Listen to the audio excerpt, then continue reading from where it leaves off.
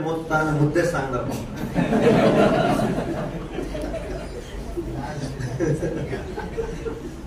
मुद्द्यांवर तुमचा खूप डोळा म्हणून आता ठरवलं मुद्देच बोलणार.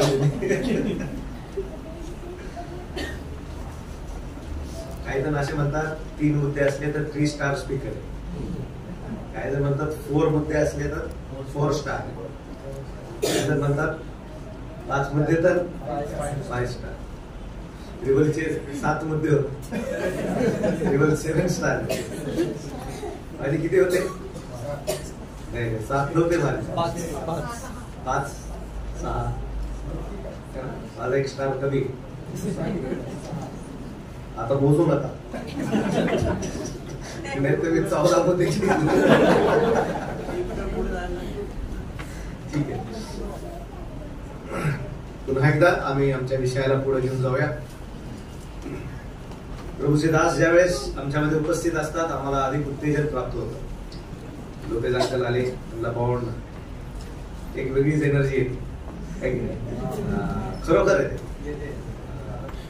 त्याबद्दल देखील प्रभूचे आभार मानूया की अशा प्रकारे आम्हाला उत्तेजन देण्याकरिता, आमच्या सोबत सहभागिता ठेवण्याकरिता प्रभू असे सेवकगण, असे दास आमच्यामध्ये प्रभूने ठेवलेले आहेत. त्याबद्दल प्रभूचे आभार मानूया. विशेष करून महाराष्ट्रामध्ये मराठी सेवक प्रभूने असे उभे केलेले आहेत जे सुंदर वचनाचे शिक्षक आहेत. त्यांच्या शिक्षणाचा दर्जा अति उंच आहे आणि त्याच्याद्वारे अनेकांना फायदा झालेला. त्यामधून मी वैयक्तिक एक असा आहे, म्हणून मी त्यांना ब्रदर म्हणतच नाही, मी अंकलच म्हणतो. त्यांना ब्रदर म्हणतो मी अंकलला, आणि यांना अंकल म्हणतो.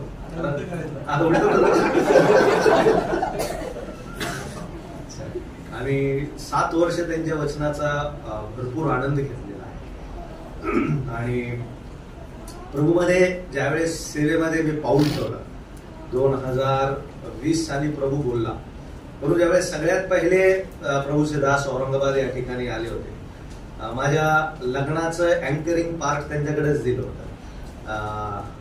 आणि म्हणून ज्यावेळेस ते पहिल्यांदा त्या ठिकाणी म्हणजे वचनाची सेवा करण्यासाठी आले होते, पेत्राच्या जीवनातून त्याने खूप मुद्दे सुंदर शिकवले होते. आणि त्यावेळेस मी नुकताच प्रोफेसर म्हणून लागलेलो होतो. आणि त्यावेळेस मी निर्णय केला होता की मी प्रभूच्या सेवेमध्ये पाऊल ठेवेल. तिथंच निर्णय केला. परंतु तो मला वाटतं ते वर्ष असेल 2012-13 मध्ये ते वर्ष असेल, त्यावेळेस त्यांना तिथं बोलवलं वचनाच्या सेवेसाठी. पण खूप कालावधी निघून गेला, मध्ये गॅप पडत गेले. पण प्रभू पुन्हा बोलत राहिला, निघत राहिला. पण मला अजून आठवतं ज्यावेळेस त्यांनी पेत्राच्या जीवनातून शिकवलं होतं, माझी मेहनत चालशील का, पाळशील का. असे प्रभूचे दास आम्हाला लाभलेले आहेत. त्याबद्दल प्रभूचे आभार उपकार मानतो. प्रभू नेहमी आमच्या जीवनामध्ये असे संतजन ठेवतो जेणेकरून आमच्या ह्या अशक्त शरीरामध्ये, अशक्त जीवनामध्ये आम्हाला एक उत्तेजन आणि आधार प्रभू विशेष करून देतो. येणाऱ्या दिवसांमध्ये प्रभू असे सेवक महाराष्ट्रामध्ये विशेष करून आम्हाला प्राप्त हो, त्याकरिता आपण अधिक प्रार्थना करत राहू. जसं रिवल म्हणाला, दुसरी येणारी जी पिढी आहे ती पिढी, त्या पिढीमध्ये असे सेवकगण उभे राहावेत, त्याकरिता विशेष करून प्रार्थना करूया. आमचा मुद्दा आम्ही पुढे घेऊन जाऊया. एक छोटासा वेळ आणि राहिलेला छोटासा भाग आम्ही पाहत होतो की कशा प्रकारे आशीर्वादाच्या प्राप्तीसाठी 2 गोष्टी आम्ही पाहणार आहोत. पहिली गोष्ट कोणती होती? किंवा आशीर्वाद प्राप्तीच्या काय अटी आहेत ना, व्हॉट आर द कंडिशन्स.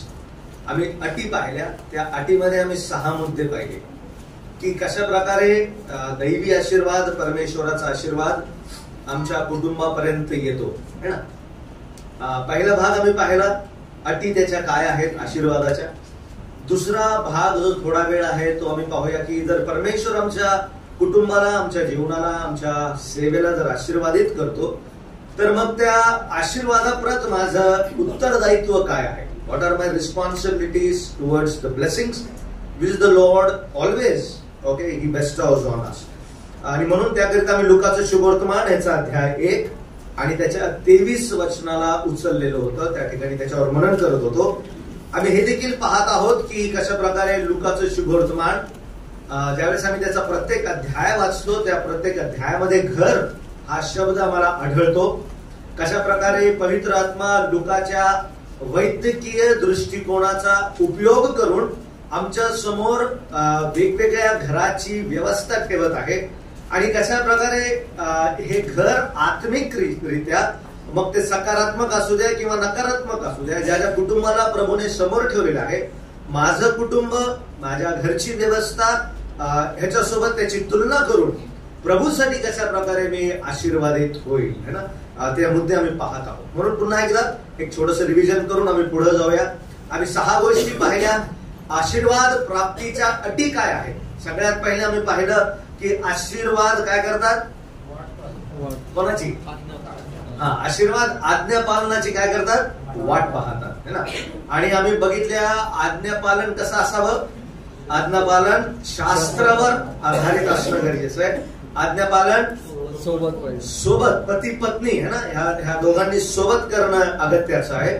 तिसरी गोष्ट, आज्ञापालन सर्व प्रकारे होणं गरजेचं आहे. आम्ही पाहिलं याजकगण होते, त्यांना भरपूर आज्ञा दिल्या होत्या. वस्त्राच्या संदर्भामध्ये, सेवेच्या संदर्भामध्ये, अर्पणाच्या संदर्भामध्ये, घराच्या संदर्भामध्ये, मंदिराच्या संदर्भामध्ये भरपूर आज्ञांनी हे याचक कशा प्रकारे घेरलेले होते. आणि दिवस रात्र हे जे आज्ञा होते ते तोंडपाठ करत असत. फक्त पाठ करणंच त्यांचं कर्तव्य होतं एवढंच नाही, परंतु त्याचं अनुकरण कसं करावं. आणि वचन आम्हाला पाहायला मिळतं की ते सर्व आज्ञा पाळण्यामध्ये निर्दोष असे होते.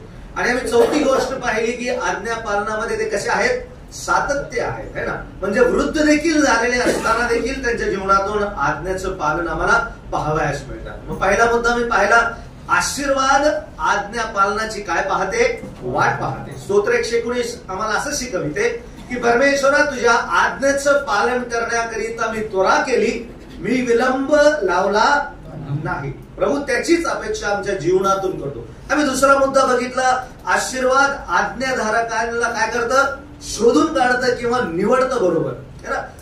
अबियाच्या वर्गामध्ये असणारा हा जो याजक होता तो कितव्या नंबरवर होता, आम्ही इतिहासाच्या पुस्तकामध्ये पाहिलं. अबिया हा कोणत्या नंबरवर आहे, 8व्या नंबरवर आहे.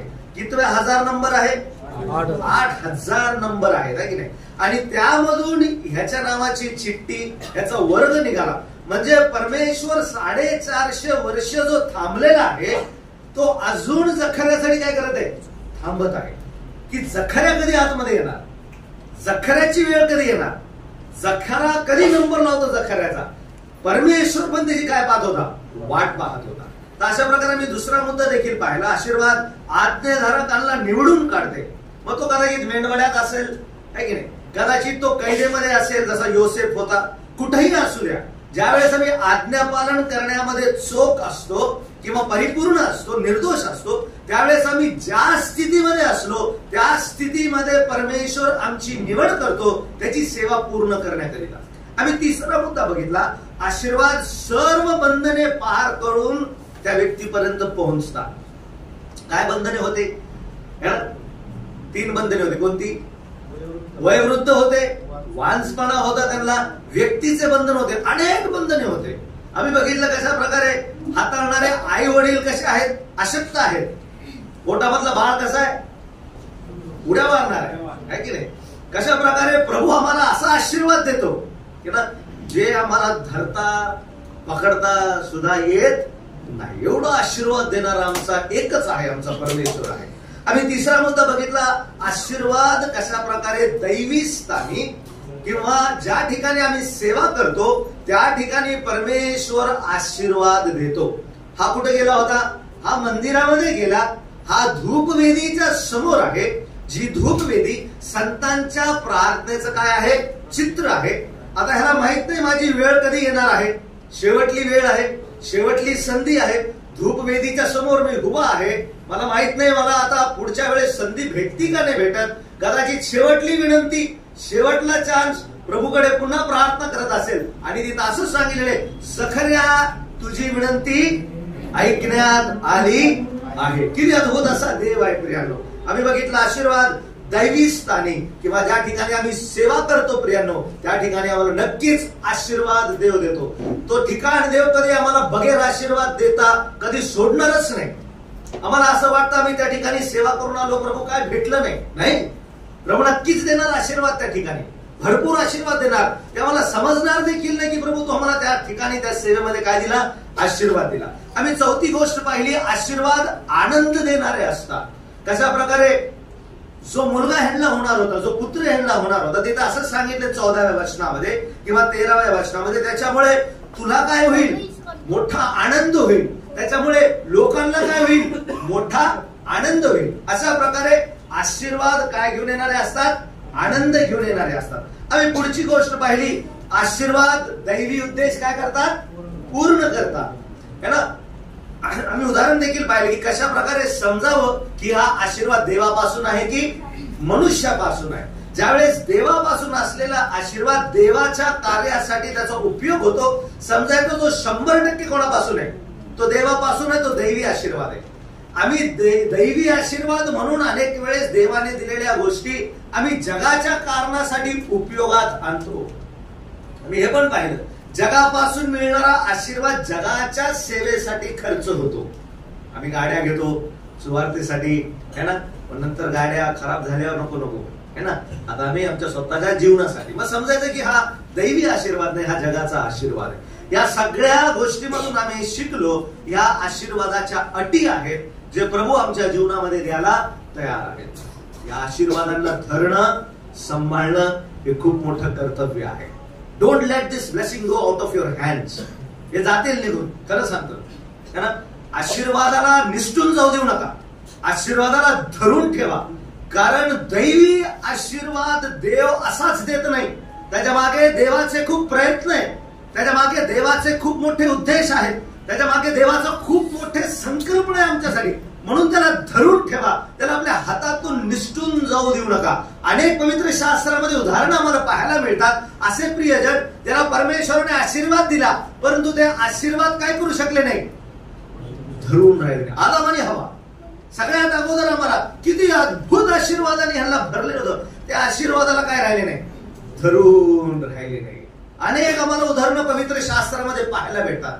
ज्यावेळेस आम्ही आशीर्वाद परमेश्वराने दिलेले आहेत त्याचं व्यवस्थित मॅनेजमेंट करत नाही, त्याला समजून घेत नाही, प्रियानो, ते आमच्या हातातून काय होतील, ते आमच्या हातातून जातील. कुठं जातील ते अशा ठिकाणी जातील ज्या ठिकाणी परमेश्वर त्या आशीर्वादांच्या द्वारे त्यांचे उद्देश काय करेल, पूर्ण करेल. आमचा दुसरा मुद्दा, थोड्या वेळामध्ये, मी जास्त वेळ नाही घेणार, थोड्या वेळामध्ये आम्ही बघणार आहोत की कशा प्रकारे आता जर ह्या आशीर्वाद माझ्या जीवनामध्ये येतात, मग आता ह्या आशीर्वादाप्रत माझं उत्तरदायित्व काय आहे. What are my responsibilities towards this blessing. पहिला मुद्दा, पुन्हा एकदा आम्ही आमच्या वचनाकडे त्या ठिकाणी जाऊया, जो त्या ठिकाणी आहे वचन 22 वाचतो मी. पहिला अध्याय लुकाचा शुभवर्तमान आणि त्याचं वचन 22. तो बाहेर आल्यावर त्याला त्यांच्या बरोबर बोलता येईना, तेव्हा त्याला पवित्र स्थानात दर्शन झाले आहे असे त्यांनी ओळखले. तो त्यास खुणा करीत होता, तो तसाच मुका राहिला. वचन 23 सगळ्यात महत्वाचं. मग त्याच्या सेवेचे दिवस पूर्ण झाल्यावर तो आपल्या घरी गेला. पहिला शब्द घराचा जो लुकाच्या शुभवर्तमानामध्ये वापरण्यात आलेला आहे. पहिला मुद्दा काय माझं उत्तरदायित्व आहे, पहिलं उत्तरदायित्व आहे ना, दिलेली सेवा काय करणं, खूप सोपं आहे, जास्त लॉजिक नाही, है ना. तिथंच दिलेलं आहे, त्यांनी दिलेली सेवा काय केली, पूर्ण केली. प्रियानो, देव रोज आमची वाट पाहतो, कोण आहे का माझा सेवक, कोण आहे का, आज कोणाला पाठवू का, है ना, कोण जाईल का, रोज वाट पाहतो.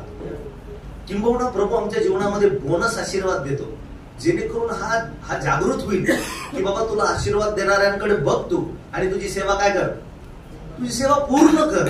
पण तो माणूस आनंदामध्ये इतका वेळा होतो, तो सेवेला काय होऊन जातो, तो विसरून जातो. अनेक वेळेस अशा दुःखाच्या अनुभवातून त्या व्यक्तीला जावं लागतं मग पुढं. पण या ठिकाणी आम्ही पाहतो प्रियानो की दिलेली सेवा पूर्ण करणं सगळ्यात मोठं उत्तरदायित्व आहे. त्या आशीर्वादाप्रत जो आशीर्वाद परमेश्वराने मला काय केलेला आहे, दिलेला आहे. भरपूर उदाहरण आहे ना, पण ते सर्व उदाहरणं तुमच्या समोर ठेवणार नाही. दिलेली सेवा काय करणं, कशी केली असेल ही सेवा, है ना. बघितलं का ह्याच्या सेवेमध्ये काय आहे मालूम आहे का, सीसॉ आहे. सीसॉ म्हणजे अप्स अँड डाऊन्स आहे, वर आहे, खाली आहे. परमेश्वराने एवढा मोठा आशीर्वाद दिला, परंतु त्या आशीर्वादावर काय ठेवला? अविश्वास आहे की नाही? बघा, अनेक वेळेस सेवेमध्ये अशा परिस्थिती येतात की आम्ही देवावर काय ठेवतो? देवावर अविश्वास ठेवतो है ना. फक्त अविश्वास ठेवला नाही, त्या ठिकाणी आम्हाला पाहायला मिळतं त्याची सेवेची परिस्थिती बघा कशी आहे. फक्त अविश्वास आहे एवढंच नाही, त्या ठिकाणी आम्हाला पाहायला मिळतं की कशा प्रकारे तो अशक्त देखील आहे. अशक्त म्हणजे शरीरामध्ये व्याधी आहेत. सगळ्यात मोठी व्याधी काय झालेला आहे? मुख झालेला आहे. त्याला बोलता येत नाही. लोक वाट पाहत आहे. कशाची वाट पाहत आहे? हा तर बाहेर येणार आहे आणि आम्हाला काय देणार आहे? देवाने दिलेलं वचन कोणापर्यंत आणणार आहे? हा लोकांपर्यंत घेऊन येणार आहे. विचार करा, लोक बाहेर प्रार्थना करत आहेत कोणासाठी? जो आतमध्ये गेला त्याच्यासाठी. हा बाहेर येणार आहे. काय घेऊन येणार आहे? देवाचा संदेश घेऊन येणार आहे. देवाचं वचन घेऊन येणार आहे. आम्हाला प्रभू दाखवणार आहे. हे लोक वाट पाहत आहे. 400 पेक्षा जास्त कालखंड झालेला आहे. प्रभू बोललेला नाही लोकांसोबत. हे बाहेर प्रार्थना करत आहे, प्रभू तू आम्हाला मार्गदर्शन कर. भयानक यातनेमधून आम्ही चाललेलो आहे. कशा प्रकारे रोम साम्राज्याची सत्ता वाढत चाललेली आहे. सगळे नियम बिघडत चाललेले आहेत. हे बाहेर प्रार्थना करत बसलेले आहेत.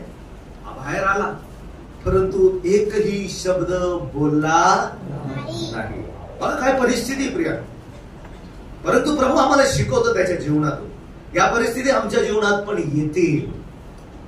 प्रभूची सेवा ज्यावेळेस करत असताना कधी कधी काय होईल?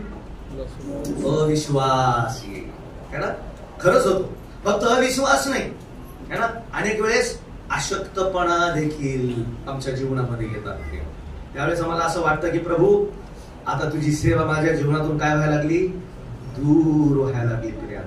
अशी परिस्थिती. पण बायबलने किती प्रामाणिक प्रकारे त्याच्याबद्दल सांगितलेले आहे. तो आपली सेवा पूर्ण करून कुठं आला? आपल्याकडे. अविश्वास असेल सेवेमध्ये, नक्कीच माझ्या जीवनामध्ये आहे ना. या जीवनाच्या यात्रेतून जात असताना यावेळेस सेवेमध्ये काही गोष्टी घडताना पाहतो, मनामध्ये काय येतात? अविश्वासाचे वेगवेगळे प्रकार जीवनामध्ये उपस्थित होतात. तरी पण प्रभूने आमच्या समोर याचं उदाहरण ठेवलेले. सेवा पूर्ण करणं खूप मोठी जबाबदारी कोणावर आहे? तुमच्यावर आहे, माझ्यावर आहे. त्यांना देवाने आशीर्वादित केलेलं आहे. सेवा सहज देव कोणाच्या हातात देत नाही. देवाचा सर्वात मोठा आशीर्वाद आहे की तो त्या कुटुंबाला काय देतो? सेवा देतो. प्रिया, ती सेवा माझ्या हातातून कदाचित अविश्वासात, कदाचित अशक्तपणामध्ये, कदाचित माझ्या दुर्बलतेमध्ये मला काय करणं गरजेचं आहे? मला पूर्ण करणं गरजेचं आहे. आशीर्वादाच्या नादामध्ये हा नाचत फिरला नाही. तो त्या ठिकाणी थांबला. अशक्त आहे, दुर्बळ आहे, अविश्वास आहे, तरी थांबला. सेवा पूर्ण केली आणि कुठं आला? आपल्या घरी परत आला. प्रभू आमचं सहाय्य करो. ज्यावेळेस परमेश्वर आम्हाला आशीर्वाद देतो, आम्ही त्याची सेवा पूर्ण करत आहे का नाही याकडे विशेष करून लक्ष देण्यास प्रभू आम्हाला कृपापूर्वक. आम्ही एक वचन वाचूया. कलसेकरास पत्र त्याचा 4था अध्याय आणि त्याचं 17वं वचन. कलसेकरास पत्र अध्याय 4 आणि त्याचे वचन 7. बघा तिथं असं सांगितलेले. प्रिय बंधू तुकिक, प्रभूमधील विश्वासू सेवक व माझा सोबतीचा दास, हा माझ्या विषयीची सगळे 4था अध्याय 17 वचन. I am sorry.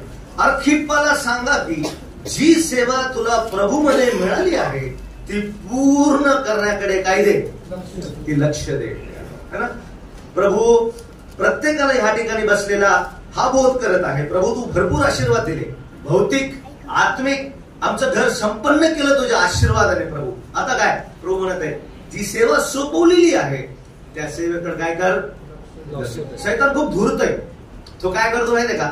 देवाच्या सेवेपासून त्याच्या सेवकाला काय करत असतो?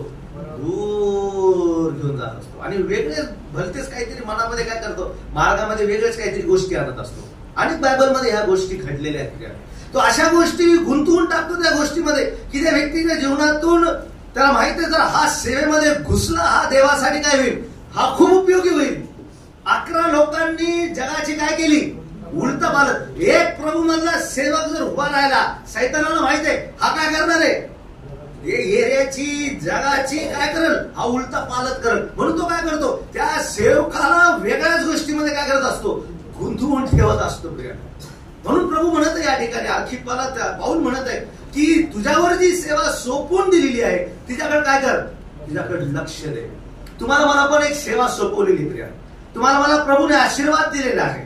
मग त्याचं उत्तरदायित्व काय आहे? प्रभू तू दिलेली सेवा मी काय करणार, पूर्ण करणार. प्रिया पाऊलाच्या बद्दल लिहिलेलं आहे, दाविदाबद्दल लिहिलेलं आहे. दाविदाबद्दल सांगितलेले कशा प्रकारे प्रेषितांचे कृत्य, त्याचा 13वा अध्याय आणि त्याच्या 36व्या वचनामध्ये काय सुंदर साक्ष दाविदाबद्दल त्या ठिकाणी सांगितलेले. प्रेषितांचे कृत्य अध्याय 13 आणि वचन 36 मध्ये असं सांगितलेलं आहे, कारण दावीद आपल्या पिढीची देवाच्या इच्छेप्रमाणे सेवा करून काय गेला, झोपी गेला. तिथं असं सांगितलेलं आहे आणि पूर्वजांबरोबर तो जाऊन निजला. प्रियानो, पण मला ते शब्द खूप आवडले, कारण दावीद आपल्या पिढीची देवाच्या इच्छेप्रमाणे. आम्ही दाविदाच्या इच्छेबद्दल बोलत होतो. दाविदाला मनामध्ये काय झाली, इच्छा झाली. दाविदाला सांगितलेलं आहे माझ्या मनासारखा राजा, a man according to God's own heart. त्याच ठिकाणी सैतानाने काय केलं, पापाची तयारी करायला सुरुवात केली. जे अंतःकरण देवासाठी धडकतं, जे अंतःकरण देवासाठी आवेशाने पेटलेले आहे, जे अंतःकरणामध्ये देवासाठी इच्छा कशा प्रकारे उसळतात, त्याच अंतःकरणामध्ये सैतान काय करायला लागतो, पापाचं हळू काय करायला लागतो, बीज पेरतो. प्रिय जेणेकरून या अंतःकरणाचा देवासाठी धडकणार नाही, या अंतःकरणामध्ये आता देवाबद्दल आवेश असणार नाही. प्रियानो, सैतान असं प्रयत्न करतो आणि तो नक्कीच करत आहे. दाविदाच्या जीवनात तेच झालेले प्रियानो. परंतु दाविदाचा शेवट प्रेषितांच्या कृत्यांमध्ये किती सुंदर उदाहरण म्हणून आमच्या समोर ठेवलेलं आहे. प्रेषितांच्या कृत्यांना पवित्र आत्म्याची कृत्य देखील म्हणण्यात आलेली आहे. त्याचा अर्थ काय, नवीन करारामध्ये देव जो पवित्र आत्मा दाविदाबद्दल अशी साक्ष देतो, दाविदा तुझ्या मनामध्ये इच्छा झाली की मी कुठं राहतो आहे, मी तर कशा प्रकारे तख्तपोशीच्या घरात राहत आहे, परंतु देवाचा तंबू कुठं आहे, देवाचा कोश कुठं आहे, देवाचा कोश पडद्यांमध्ये आहे, तंबूमध्ये आहे. असा दाविदाला काय झालं, बेचैन झाला. तोच बेचैन होऊ शकतो ज्याच्यावर देव भार देतो. आणि असे मोजके आहेत, मोजके, सगळ्यांना नाही वाटणार, ते सगळ्यांना तो भार नाही वाटणार, परंतु त्याच्या अंतःकरणाला नक्कीच चुटपुट लागणार ज्याचं अंतःकरण देवासाठी धडकतंय. प्रिया, man according to God's own heart, देवाच्या मनाशी सदृश्य असणारा दावीद राजा होता. सैतानाने तिथंच गडबड करायला काय केली, सुरुवात केली. परंतु त्याचा शेवट पवित्र आत्मा किती सुंदर प्रकारे काय म्हणतो बघा त्या 36 वचनामध्ये, कारण दावीद आपल्या पिढीची सोपी होती का त्याची पिढी, अहो त्याच्या पिढीकडे लक्ष द्या. कशी भयानक पिढी आहे. त्याच्या पिढीकडे लक्ष देत आहात तर त्याच्या भावाने काय केलं, त्याच्या बापाने बोलवलं देखील नाही. ज्यावेळेस शमूएल राज्याभिषेक करण्याला त्या ठिकाणी आला होता, त्याच्या बापाने त्याला आमंत्रण पण दिलेलं नाही. बघा कशी पिढी आहे त्याची, सोपी पिढी नाहीये. त्याचे भाऊ कसे, अरे तुझे राहिलेले लहान थोडे शेंडरे फेंडरे ते काय कर, ते पाहायला जा त्या ठिकाणी. गलिच्छ समजलेलं आहे, कशा प्रकारे लायक नसलेला समजलेला आहे. पिढीसोबत काम करणं सोपं नाहीये. पुढं वाचून बघा कशा प्रकारे त्याची पिढी त्याच्या विरुद्ध कशा प्रकारे उभी राहिलेली आम्हाला पाहायला मिळतं. सिकलागचं आमच्या समोर अनेक वेळेस प्रश्न, अनेक वेळेस ज्यावेळेस आम्ही तो भाग वाचतो आम्हाला समजतं प्रियानो, कशा प्रकारे दावीद ज्या ठिकाणी होता त्याच ठिकाणीची लोक दावीदाला पकडण्यासाठी शाऊलाला काय करतात, इन्फॉर्मेशन देतात की तो कुठे, तो त्या ठिकाणी गुहेमध्ये आहे. सोपी नाहीये पिढी, दावीदाची पिढी बघा. फक्त दावीदाची पिढी म्हणजे दावीदाचं घर वंश एवढंच नाही, राजा बघा कसा आहे शाऊल, त्यांनी जीव की प्राण केलेला आहे. कशा प्रकारे व्रण केल्याने ह्याला काय करणार आहे, ह्याला ठार करायचंय. तरी देखील दावीदाने त्या पिढीची कशी सेवा केली, देवाच्या इच्छेप्रमाणे. आज सेवा करणं सोपं नाही प्रिया, देव आशीर्वाद देतो. दावीदाच्या पिढीकडे आम्ही लक्ष देऊया. आजची पिढी तशीच आहे. पवित्र शास्त्र वचनामध्ये तेच सांगितलेले की कशा प्रकारे शेवटल्या काळी कसे दिवस येतील, कठीण दिवस येतील. मोदी जी बोलता है, क्या बोलता है, अच्छे दिन आएंगे. नहीं, हमारा वो मोदी बोलता है, क्या बोलता है, शेवटल्या काळी कठीण दिवस येतील, आलेले आहेत. या कठीण दिवसाची सुरुवात विश्वासणाऱ्यांची मंडळीची स्थापना ज्यावेळेस झाली, कृपेचा काळ ज्यावेळेस लागला, कठीण समय झालेले आहेत. कशा प्रकारे मनुष्यांचा स्वभाव त्या ठिकाणी सांगितलेला आहे. 21 स्वभावांची यादी त्या ठिकाणी दिली आहे. त्यामधून एक यादी अशी आहे जी मनाला खूप स्पर्श करून जाते. शेवटल्या काळी लोक उपकाराची जाणीव ठेवणार नाही. Man will be what? Unthankful heart. त्याचे प्रियानो किती चांगलं करा, देअर विल बी व्हॉट? काय होईल? उपकाराची काय राहणार नाही, जाणीव राहणार नाही. अशी पिढी आहे आज, पण तीच पिढी आहे. परंतु दाविदाबद्दल सांगितलंय, दाविदाने आपल्या पिढीची देवाच्या इच्छेप्रमाणे सेवा करून काय गेला? कसा मारू या राजाला मी? हा देवाचा अभिषिक्त आहे, हात लावू शकत नाही याला. काय पिढी भयानक. या पिढीमध्ये दाविदाने सेवा केली, पूर्ण केली. प्रभू आमचं सहाय्य करू. जखर्या आणि अलिशबाच्या जीवनामध्ये, जखर्या जीवनामध्ये अविश्वास आहे, जीवनामध्ये अशक्तपणा आहे. प्रभू बोलता येत नाही. तू जे बोललं तो खुणा करून सांगत होता. प्रभू संदेश बरोबर बोलता येत नाही का? कारण जीवनामध्ये अविश्वास आहे. ज्यावेळेस सेवकांच्या जीवनामध्ये अविश्वास असतो प्रियांनो, प्रभू त्याच्या मुखामधून संदेश जाऊ देत नाही बाहेर. तो खुणा करत राहिला. अविश्वास आहे जीवनामध्ये, तरीही पण सेवा पूर्ण केली त्यांनी प्रियांनो. अशक्तपणा आहे प्रियांनो, तरी देखील सेवा काय केलेली आहे? पूर्ण केलेली. आम्ही आमच्या क्षेत्रामध्ये बघू, जिथं जिथं देवाने आम्हाला रोवलेलं आहे, ज्या ज्या ठिकाणी देवाने आम्हाला ठेवलेलं आहे प्रियांनो, त्यामध्ये देवाचा एक उद्देश आहे प्रियांनो. तो आम्हाला आशीर्वाद देतो. बघा आपल्या घरांकडे मागं वळून बघा, कशी घरं होती, कशा आमच्या प्रकारे जीवन होतं, कशा प्रकारे आम्ही व्यतीत करत होतो या जगामध्ये. आमचा दररोजचा नित्यक्रम कसा करत होतो. आता बघा, आता कसे झालेले आहोत प्रियांनो. हा देवाचा आशीर्वाद आहे. परंतु सेवा, जर देवाने आशीर्वादाचा दर्जा उंच केलेला आहे, तर का बरं आम्ही आमच्या सेवेचा जो देवाने दिलेला आहे त्या सेवेचा दर्जा का बरं उंच करू नये प्रियांनो? हीच प्रभू आमच्या जीवनातून अपेक्षा करतो. आम्ही पाहिली कशा प्रकारे प्रियांनो त्यांनी दिलेली सेवा त्या ठिकाणी पूर्ण केलेली आहे प्रियांनो. पाऊल देखील म्हणाला की तू दिलेले धाव मी काय केलेली आहे? मी संपवली. प्रियांनो प्रभू रोज वापा, त्याला मी निवडलेले, त्याच्या पदरी ही सेवा दिलेली आहे. तुमच्या कळवा मंडळीमध्ये प्रभूने खूप मोठी सेवा दिलेली आहे. मंडळांमध्ये सुवार्तेचं काम ठप्प झालेलं आहे. लोक घाबरतात बाहेर जायला. टीव्हीने लोकांना धरलेलं आहे, ऐशोआरामाने लोकांना धरलेलं आहे, शैतानाने लोकांना दुसऱ्याच गोष्टीमध्ये इतकं अडकवलेलं आहे, तयार नाहीत कुणी बाहेर जायला.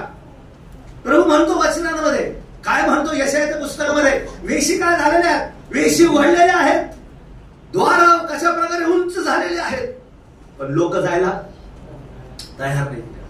तळवा मंडळीवर खूप मोठी जबाबदारी प्रभूने दिलेली आहे, सुवार्तेची. प्रिया तुमच्यासाठी शेवगाव उघडलेलं आहे. तुम्ही स्वतः जाऊन तिथं पाहताल किती सुंदर प्रकारे लोक एकत्र येतात, काय वचनावर विश्वास ठेवतात. अहो हिंदू लोक आहेत, सगळं सोडायला तयार. अरे तुम चिकन खाते, आम्ही पण चिकन खातो का? आता नाही आम्हाला, त्यांना ते समजत नाही. परंतु अरे हे दास लोक चिकन मटण खातात. ती एक त्या ठिकाणी बहीण आहे, ती पण म्हणली नाही नाही नाही मी पण ते खाईन. म्हणजे तिला असं वाटतं ख्रिश्चन लोक चिकन मटण खातात. त्याला समजून सांगितलं त्याचा अर्थ काय बोलायचा, की जे काही तुम्ही करताल प्रभूमध्ये ते मी करायला तयार आहे. तुमच्यासाठी शेवगाव उघड केलेलं आहे. मी तर खरं सांगतो बहिणींनो, तुमची जास्त तिथं गरज आहे, कारण तिथं बहिणी भरपूर आहेत. ते आमच्यासोबत बोलू शकत नाही, आणि तिकडच्या ज्या बहिणी आहेत त्यांना काय बोलता येत नाही. ज्यावेळेस ते तुम्हाला पाहतील आणि त्या ठिकाणी पाहायला आणतील, त्या ठिकाणी सेवा करतात. 10-15 दिवस आणखी होत. सैतान दूर ते पकडला आणखी सैतानाला आपल्याला असं धरतो, काय हरकत नाही, धरला तरी काय होत नाही. ठीक आहे, प्रभू त्याच्यामध्ये पण काय करतो, प्रभू कृपा करू. ही सेवा सोपवलेली आहे, ती प्रभू पूर्ण कशी करू. त्यासाठी ज्यावेळेस आम्ही प्रार्थनापूर्वक राहू, प्रभू आशीर्वादित करू. शेवगाव प्रभू उघडलेलं आहे. प्रभू मी तुझ्यासाठी मोठं आणि प्रशस्त दार काय केलेलं आहे, उघडलेलं आहे. आम्ही जायला तयार नाही. तुमची गरज आहे. तिथे जाऊन हे नाही म्हणत मी प्रचार करा, तिथे जाऊन फुलपीट वगैरे नाही. तिकडे जाऊन वैयक्तिकरित्या बहिणींसोबत बोला, त्यांच्या काय गरजा आहेत. त्यांना त्यावेळेस तुम्हाला पाहते, मी माझ्या पत्नीला घेऊन गेलो होतो, ती इतकी बोलत बसलेली यासोबत का, त्यांना बघायचं की यांच्या पत्न्या कशा आहेत, हे एकटेच येतात, यांच्या बायका कशा आहेत त्यांना पाहायचं. ज्यावेळेस आम्ही त्यांना घेऊन आलो ते परेशान झाले. ते काय पाहिलं, त्यांनी माझ्या बायकोला पाहिलं तिथं, आणि ती पण खाली बसती. लेकरांना पाहिलं, लेकर पण खाली बसतात. मग त्यांना समजतं आम्ही पण अशा प्रकारे होऊ शकतो. ना प्रभूने त्याकरिता मला एक कित्ता, एक रोल मॉडेल म्हणून ठेवलेला. तो माझा विषय नाहीये है ना, पण प्रभूने मनामध्ये हा विषय टाकला. येणाऱ्या दिवसांमध्ये शेवगाव तुमच्यासाठी उघडलेले देवाने, आणि खूप मोठी जबाबदारी हा मंडळीची आहे. त्यासाठी आपण हिरारीने प्रार्थनापूर्वक काय करूया, सहभाग दर्शवूया प्रिय है ना. त्याची खूप गरज आहे. आम्ही पाहतो कशा प्रकारे सोपवलेली सेवा एकट्याने नाही, या दोघांनी काय केली, पूर्ण केली. ही तुम्हाला करण्यास प्रभू विशेष करून सहाय्य करू. माझ्याकडे 5 मिनिटं आहेत आणि मुद्दे सांगणारच नाही मी आता. ठीक आहे. आम्ही पाहिलं कशा प्रकारे दिलेली सेवा पूर्ण करतात. एक जबाबदारी आहे. करणार का, कोण घेणार का, देवाचं ओझ कोण घेणार का. थोडं इथं असं वाटतं काहीतरी धडधड इथं निर्णय घेतात, जसं हळूहळू बाहेर बिर्याणी सगळं केलं, डोक्यावर सगळं निघून गुडघ्यावर या. प्रभूला गरज आहे. मंडळ्या उभे राहत नाही राहिले. खरं सांगतो, खूप वर्ष होत चालले. प्रभू जोडपे पाहत आहेत. प्रभू समर्पित एक जोडपं तयार होते पण तो करू का नको आणि गोष्टींमध्ये अडकलेला आहे. म्हणून एक अशी सोबतीन पाहिजे सोबत है ना, जी तयार आहे त्या व्यक्तीला पुढे घेऊन जाण्यासाठी. आम्ही पाहिली कशा प्रकारे दिलेली सेवा त्यांनी पूर्ण केली. हा मुक्का होता. आता काय घरी बाई मुक्की राहील का. तिथं बघा तिच्याबद्दल काय सांगितलं. ज्यावेळेस तिला मरिया भेटायला आली, तिने काय केलं बघा. ते वचन अध्याय 1 आणि वचन 42 बघा, 41. तेव्हा असे झाले की अलिशबेने मरियेचे अभिवचन ऐकताच तिच्या उदरातील बाळकाने उडी मारली व अलिशबा पवित्र आत्म्याने परिपूर्ण झाली आणि ती उच्च स्वर काढून मोठ्याने काय केली. कोणतं स्वर. बाबा मुक्का झालेला आहे, काय निघत नाही तोंडातून. म्हणून ज्यावेळेस अशी आत्मिक परिस्थिती घरामध्ये आहे बहिणींनो, ती आत्मिक जबाबदारी उचलण्याची मोठी जबाबदारी कोणाकडे, बहिणींकडे. प्रभू विश्वासामुळे त्याचं तोंड बंद आहे, तो उभा राहू शकत नाही, तो बोलू शकत नाही. बहिणींनो, तुम्ही लगेच पुलपीठ धरा मी हे नाही म्हणत है ना. प्रार्थना करा, प्रभूला धन्यवाद द्या. का बरं, तुम्ही मुख व्हा. प्रभू तुमचा उपयोग कराल प्रिया, प्रभू तुमचा उपयोग कराल. अनेक वेळेस अशी परिस्थिती येते जीवनामध्ये, ज्यावेळेस पुरुष कशा प्रकारे बंधुजन वेगवेगळ्या कारणास्तव, विश्वास असू द्या, अशक्तपणा असू द्या, सैतान त्यांची तोंड बंद करतो. परंतु ही बाजू सांभाळायला गरजेची आहे. या बाजूने या बाजूला सांभाळणं गरजेची आहे. आता हा धन्यवाद देऊ शकत नाही, पण हिने कसं धन्यवाद दिला, उंच स्वराने काय दिला, धन्यवाद दिला. प्रिया, ही जबाबदारी आहे. हे करण्यास प्रभू आपल्या प्रत्येकाचं सहाय्य करू द्या. कशी सेवा, काय उत्तरदायित्व आहे. देवा आशीर्वाद दिलेला आहे ना, परंतु त्या आशीर्वादाप्रत माझी जबाबदारी काय. पहिले त्यांनी सेवा काय केली, पूर्ण केली. मुद्दे बोलणार नाही मी, तुमचे लिहा, ठीक आहे. आणि मी हे पण सांगितलं कशा प्रकारे तिने काय केलेलं आहे, आपल्या पतीला कशा प्रकारे साथ दिली, ती गप्प बसलेली नाही. मोठं उत्तरदायित्व. अजून बघा त्या ठिकाणी असं लिहिलेलं लुकाच्या सुवर्तमानामध्ये 24 आणि 25 वचनामध्ये, तिने एकांत समय घालवला. बघा असं लिहिलंय, त्या दिवसानंतर त्याची पत्नी अलिशबा गरोदर राहिली आणि 5 महिने एकांतात राहिली. ती म्हणत असे की लोकात माझा होणारा अनादर दूर करण्यासाठी प्रभूने माझ्याकडे काय केलेले पाहिले, तेव्हा माझ्यासाठी त्याने असे केले. किती वैयक्तिक अनुभव आहे, काय उत्तरदायित्व आहे.